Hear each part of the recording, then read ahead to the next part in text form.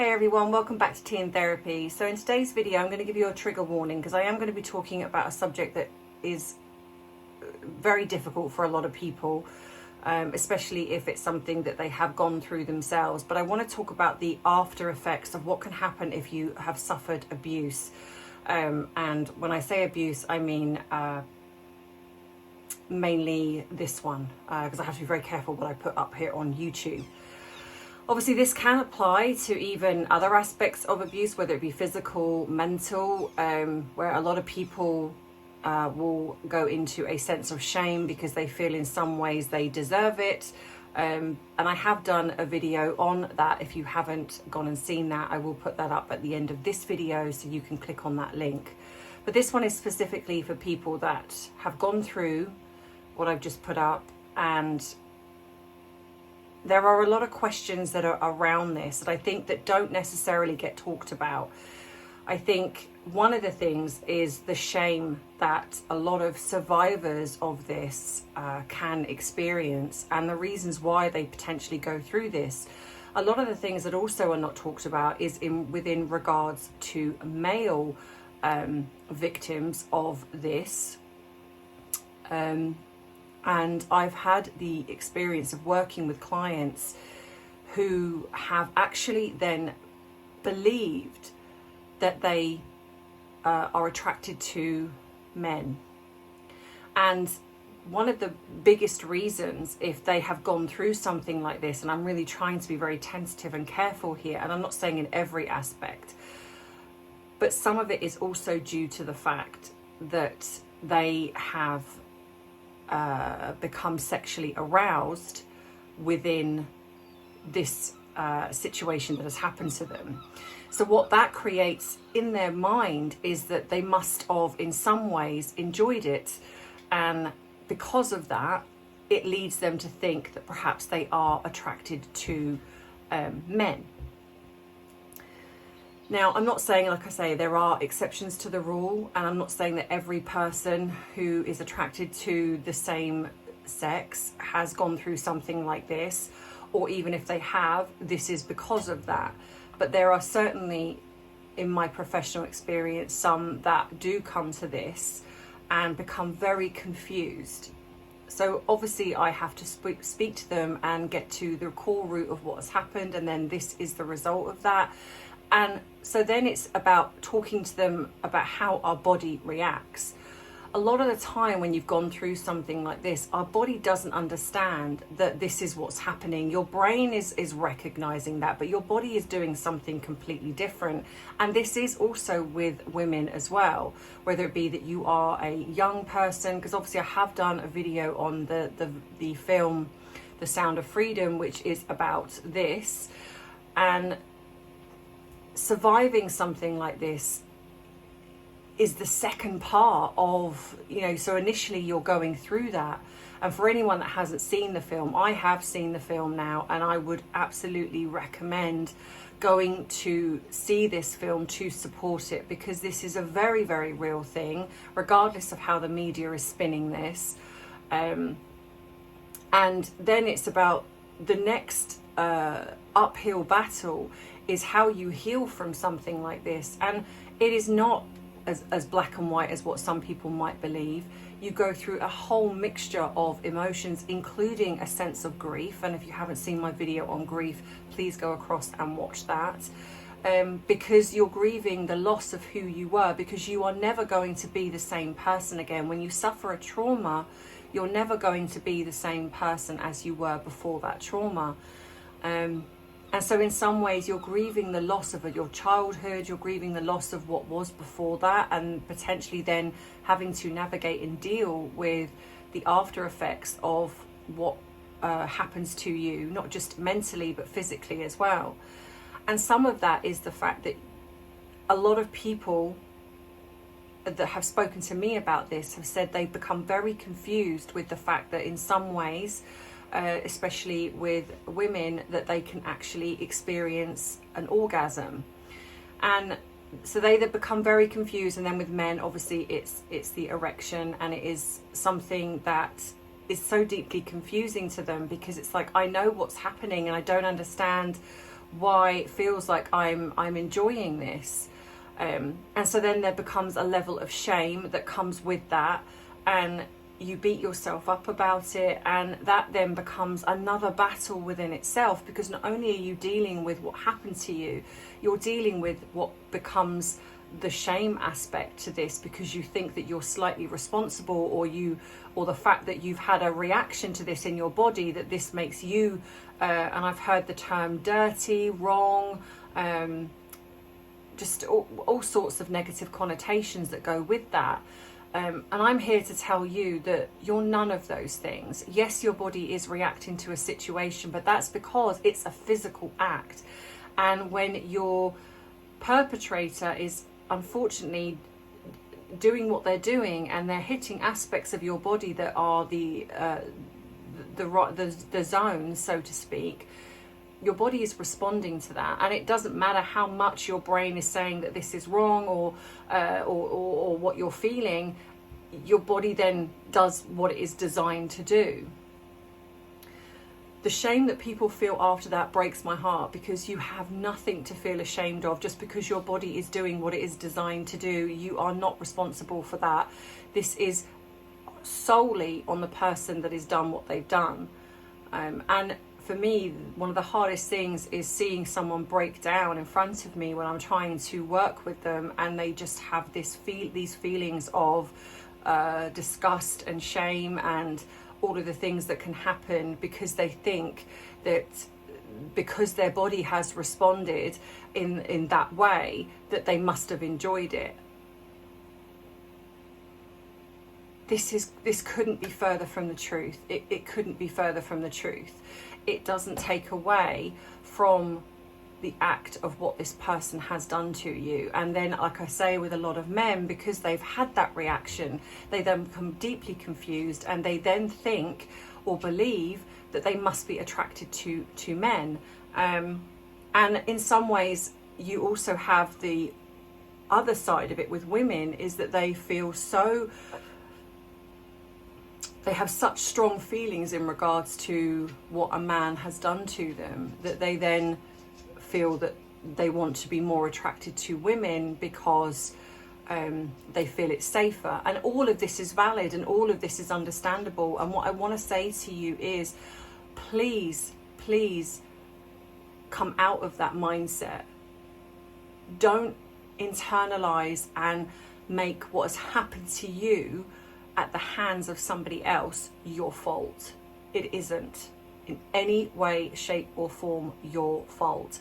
It doesn't matter if you wore something that's that could be deemed sexually explicit, whether it be you're a young woman or whatever age, and you're wearing a short skirt or a low cut top, you've had a drink, you're drunk even, no matter what it is, no matter what. And let's also not forget that there are some that what we don't talk about is when it's women that actually go after young men, and they can still be abusive. And again, because a man has enjoyed it, that he feels that, oh well, it can't be that.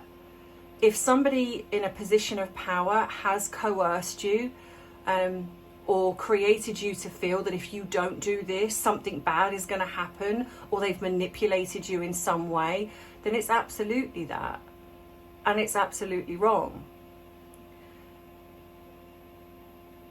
One of the most common things that I work with clients is this, this here. And do I feel that it's getting worse?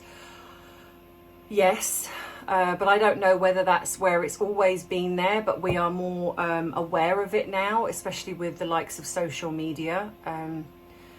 But that also leads me on to with younger people, and obviously this goes back to this film, like I'm saying that please go and support this film, because as much as it's hard hitting, and I wouldn't say that it's, I think it's almost being portrayed in two different ways. It's being portrayed as almost like it's just a nothing, and this is not that serious. It absolutely is. And anyone that's trying to tell you that anything supporting helping children that experience this is wrong, well, you need your head read.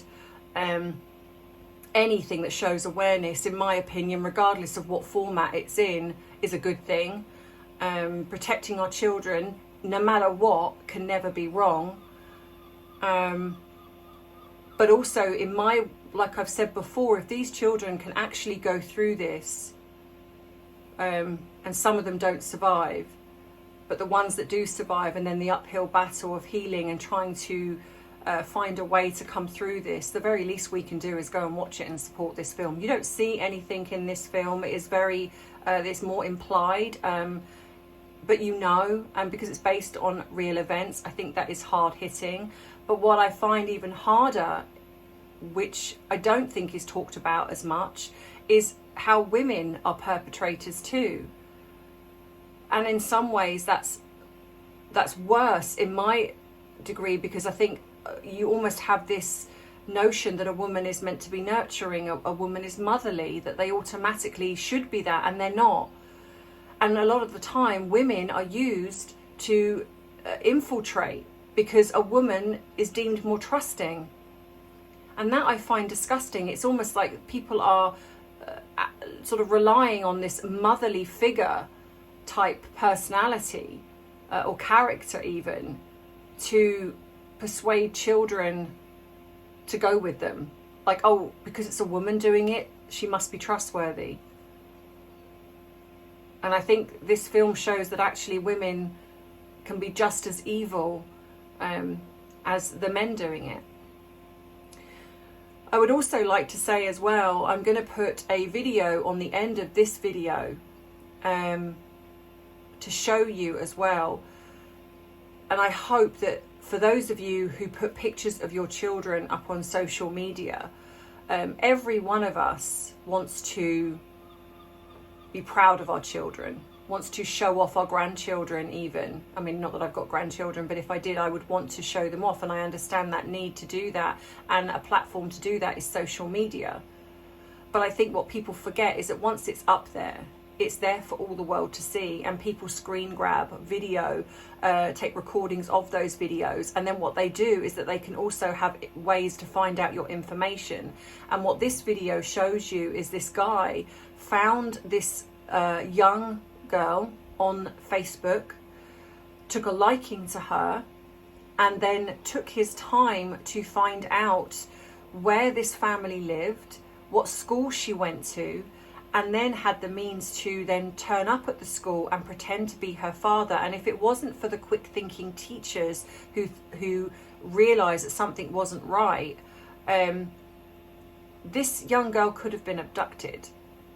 And when the police speak to him, he tells them that he got all of his information off Facebook.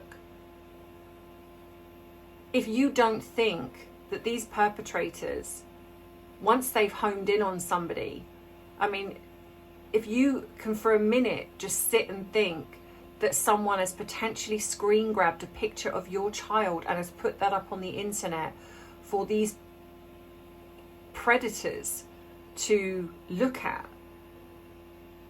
don't think it would never happen to you. Protecting your children, your grandchildren, I don't think has ever been more apparent with the way social media and the access of social media. There are younger people joining the likes of TikTok, Snapchat all the time, and it's funny for kids, it's fun. You don't think of the seriousness behind it. You don't think of the fact that there are people out there, grown men, grown women, who act like they're children to garner the trust of your child. You think they're innocently talking to a friend at school or someone that they've gone online with. And it could be a grown man that's grooming your child. And children are innocent. And as much as we can show them and say to them, this is not okay, and this happens, and don't ever meet a stranger, the clever ways that they find to target you, to gain access to your life is terrifying. Now, I'm not saying that you should go over to your social media and immediately delete all of your pictures, but I would just say at least be very mindful of what you're putting up there. Personally, I would delete all pictures. I'd be like, do you know what? So what if people don't see pictures of your child? But I see pictures where people are putting up pictures of them in their little bikinis or swimwear, or they're running around in a nappy. And it's all innocent to us because we don't think that way. We look at children and we see beautiful innocence and something to be celebrated. They're our family. They're our loved ones. Even ones that are not. When you see pictures of children laughing and playing, it's like that's an innocent, wonderful, beautiful thing, which is what it should be seen as. But unfortunately, there are people out there that don't, and people who are sick and unwell, to put it mildly, that see children as something a lot more sinister. And it's sad that we are in a world now where we cannot look at the innocence of children and celebrate that. We are in a world which is sad when someone doing a film that highlights the trafficking of children and it's not shared, not supported, criticised. The people that are behind it are trying to be silenced. That tells you how high up this goes. So the least that, in a way, that we can do is stop giving them material to use. Stop putting pictures of our little children online for them to screen grab and use, and find out that how to find where you are. I know this is a little bit difficult, this video, and I do appreciate that, but I can't stress enough how important this is. You know, if one person watching this video just thinks, you know what, I'm actually going to go and I'm going to either delete my social media, or I'm actually going to go in and go through all of my photographs, because don't even think that putting your profile as private, even that, they have ways and means of still infiltrating that. It is scary, the world we live in now. And unfortunately, our children are targeted. Young people are targeted.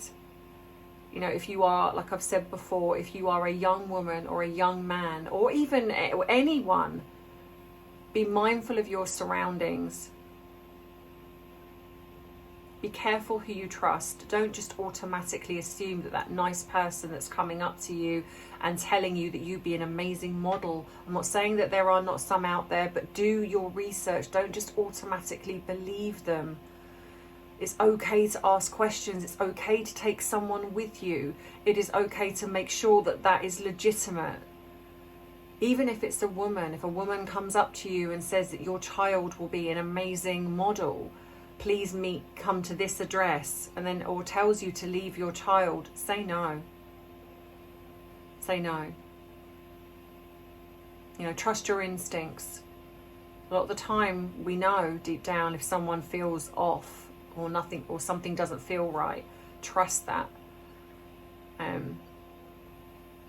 So I hope this video has helped you, or at least given you some pause for thought. Like I said, please go and watch Sound of Freedom if you are able to. If not, there is a link in my description box, which is the organisation that is that runs the that supports going and getting these children out of these places. It's called Operation Underground Railroad. It is created by Tim Ballard and his wife. They are the ones behind the story is based upon Tim Ballard and his wife, and the things that they do in rescuing these young children from these nefarious people. So please get behind and support that. Even if you make a donation or whatever it is, please get behind and support this. So in the meantime, please stay vigilant, stay safe. I'm not saying that I want you to be neurotic and you know, and look around everywhere you go, but I think just be aware. Just be aware and keep our children safe. So like I say, this video is coming up at the end. It's not the full video. You can find that on, and I'll put the link in the description box of the full video of where that come from. It's just a little snippet to show you what they do. And in the meantime, I hope you have a wonderful weekend. And if you are triggered by this, please reach out to somebody, get some support, and just look after yourself and be safe. And I'll see you in the next video. Take care. Bye. This is hands down one of the worst things I have ever seen. You're about to see body cam footage from the arrest of Reed Duran. In September 2022, Reed showed up to an elementary school orientation. At first, everything seemed normal, but then parents started to notice that he was hovering over one particular child and acting strange. That's when the police were called and things get disturbing. Reed was constantly lying during questioning, and when they asked him how he came up with the name of the child he was hovering over, he said he didn't know. It's the name that came to mind at that point in time, and it was just a guess. That wasn't the case at all, but we'll get back to that. At a certain point, the police started to search his vehicle, and they found pamphlets for a recovery center. When they asked Reed about what they were for, he said it was for drug addiction. It turns out it was not for drug addiction. It was because Reed was addicted to looking at explicit images of children. And the reason that he was actually there that day was to kidnap a child. And I've got to warn you, this is when it gets extremely messed up. Remember when he said he just happened to guess the name of the child? He didn't. He had been stalking the family on Facebook for weeks. He knew that they were going to be at this orientation that day, so he filed paperwork impersonating to be the child's father in an attempt to kidnap her that day or another day at school. He became obsessed with their child after seeing images of her on their Facebook, and he used the orientation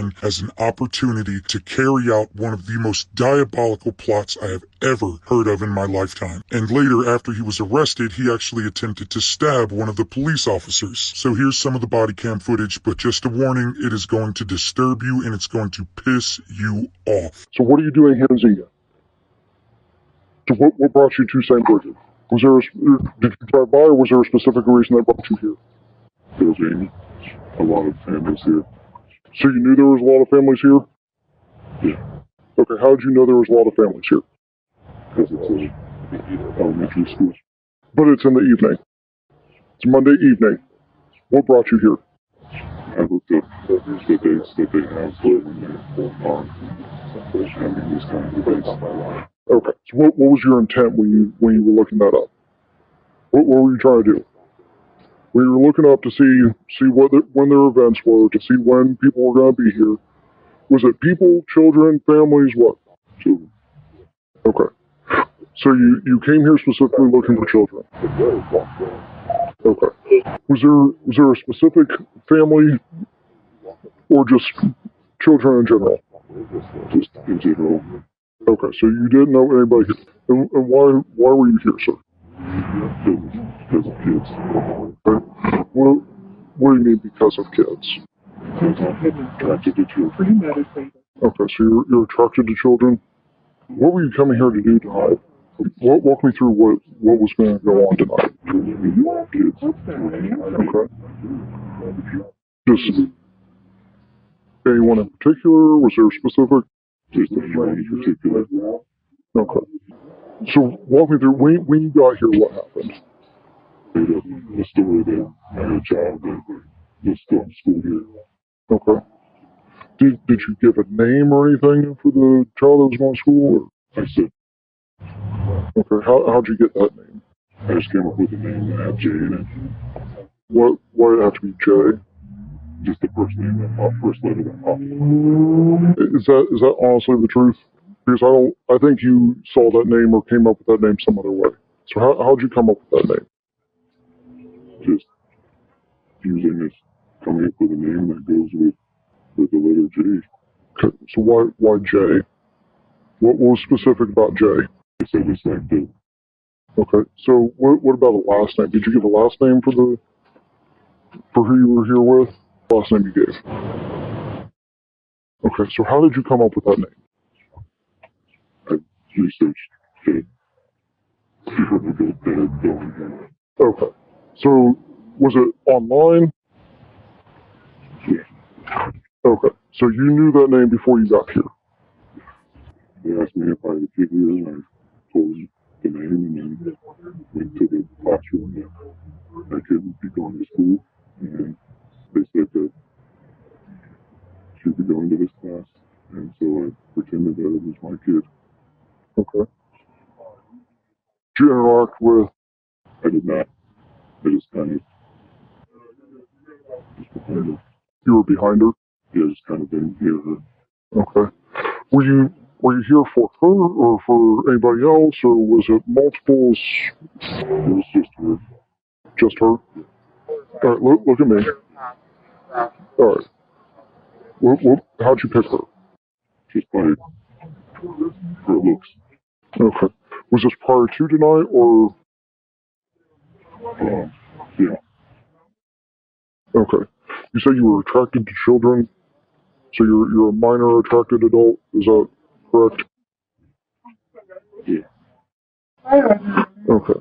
So, what was your plan tonight? To take her home with me. Okay. And what? Sure. Okay. Touch her how? Inappropriately. What do you mean inappropriately? Something they do to an adult. Mm-hmm. Okay. And what would be the purpose in this? Like, why did you want to come here and take her home with you and touch her? Why did you want to do that? Because it's a desire that I have.